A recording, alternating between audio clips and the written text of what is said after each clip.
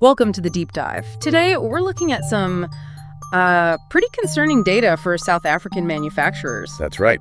We're digging into the latest ABSA Purchasing Managers Index, the PMI, for April.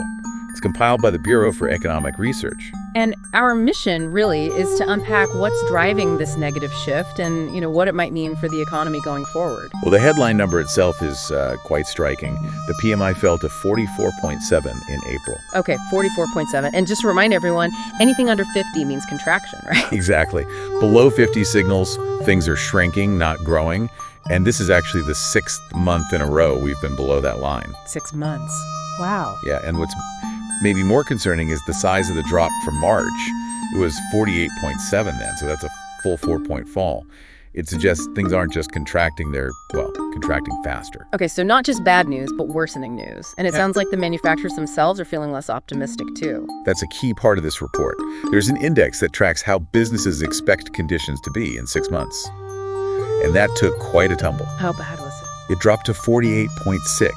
Now, that's the first time it's dipped below the neutral 50 mark since way back in November last year. Right. So the people actually running these businesses are looking ahead and, they're not seeing things improving anytime soon. They're bracing for more difficulty. Precisely. It signals a definite shift towards pessimism about the near-term future. And this isn't just a general feeling, is it? I understand the report breaks down the PMI into specific areas like sales and activity. Yes, exactly. The sub-indexes give us more detail. And some of those saw really steep declines. New sales orders, for instance, just plummeted. Plummeted how much? By nearly 13 points. It fell all the way down to 36.1. Oh, 36.1. That points to a really significant drop in demand, doesn't it? It really does. Very low number. And we saw something similar, though maybe not quite as dramatic, with business activity. That index dropped over 8 points down to 40. So less stuff being ordered, less stuff being made. That's the picture, yes.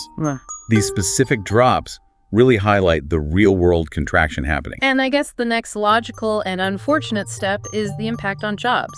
You're right, and that's a critical point for you, the listener, to understand. The employment index slipped further, down 3.2 points to 42.9. You're still below 50. Well below 50. And this is now the 13th month in a row, over a year, that the employment index has been in contraction. 13 months. That means factories have been shedding jobs or not hiring for quite some time now. That has real impacts on people's lives. Absolutely. It's a sustained trend with serious consequences. Okay, so demand's down, activity's down, jobs are down.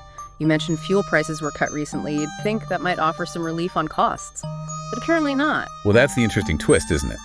Despite cheaper fuel, the index tracking the prices manufacturers pay for their inputs, the purchasing price index actually increased. Increased? By how much? It went up by 3.8 points to 68.3. That's quite high. So even with lower fuel bills, their overall costs are still rising. What's driving that, do we know? It suggests other input costs are climbing. Maybe raw materials, maybe imported components are getting more expensive due to exchange rates or other factors. Puts even more pressure on their margins, Right. So what are the big picture factors causing all this? The report mentions a couple of things, like global trade issues, something about the U.S. Yeah, the report flags uncertainty linked to potential U.S. trade policies, particularly under Trump. That kind of global instability definitely doesn't help international demand for South African goods. Businesses hate uncertainty. Makes sense. And domestically, there was some noise around the coalition government, the GNU, and a proposed VAT increase. Yes, that definitely played a role recently. There were doubts about the stability of the government of national unity, specifically because of this standoff over raising VAT. How did that affect manufacturers? Just general worry? It's more than that, I think. It creates uncertainty about the government's fiscal policy, tax burdens, and just the overall political stability needed for investment. It shows how sensitive economic confidence is to these political developments. But I heard that VAT issue got resolved. The Treasury backed down. That's correct. The Treasury dropped the proposed increase after the Democratic Alliance challenged it. That certainly avoided a potential crisis within the GNU. So a bit of a bullet dodge there, because the GNU formation initially boosted confidence, right? It did, yes. Investor sentiment had improved when the coalition formed, so resolving this VAT spat quickly was important to stop that positive momentum from completely reversing. Okay, good. And looking forward, there's a budget coming up soon. Yes. Finance Minister Godongwana is set to present a new budget on May 21st. That's going to be a really key moment. Why key? What will people be looking for? Everyone will be watching closely for signals about the government's economic plan, how they plan to support growth, manage debt, and specifically if there's anything to help the struggling manufacturing sector. It's a chance for some clarity. Okay, so let's try and sum this up. The latest PMI figures show South African manufacturing sentiment has, really worsened significantly.